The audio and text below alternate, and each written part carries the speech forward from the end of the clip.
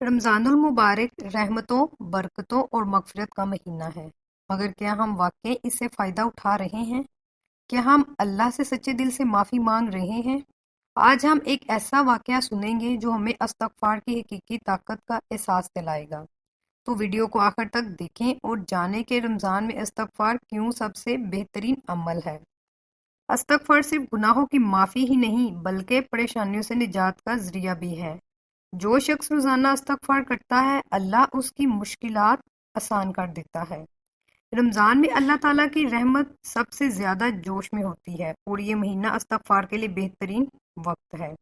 नबी करीम सल्लल्लाहु अलैहि वसल्लम ने फरमाया, जो शख्स इस्तग़फ़ार को अपना मामूल बना ले, अल्लाह ताला हर तंगी से इसके लिए निकलने का रास्ता बना देता है और इसे वहां से रिज़्क़ अता करता है जहां इसने गुमान भी नहीं किया होता। इस्तग़फ़ार की ताकत और हज़रत अहमद बिन हम्बल का वाक़या।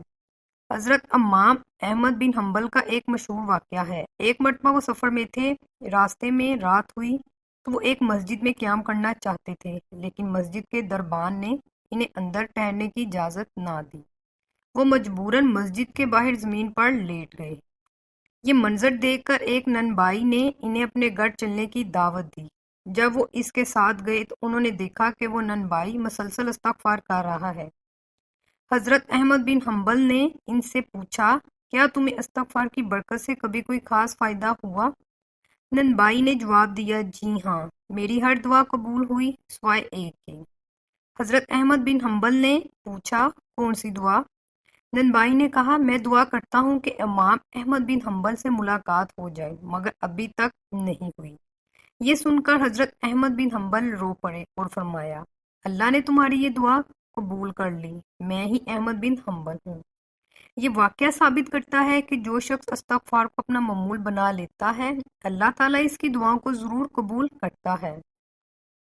रमज़ान में इस्तग़फ़ार कैसे करें? हर नमाज के बाद कम से कम 10 बार इस्तग़फ़ार करें। रात के वक्त उठकर इस्तग़फ़ार करें क्योंकि अल्लाह ताला फरमाते हैं, ये वो बेहतरीन वक्त है। अपनी रोज़मर्रा की दुआओं में इस्तग़फ़ार को शामिल करें। गुनाहों से बचने की कोशिश करें और दिल से माफ़ी मांगें। रमज़ान का हर लम्हा कीमती है और इस्तग़फ़ार वो अमल है जो हमें जन्नत का रास्ता दिखा सकता है।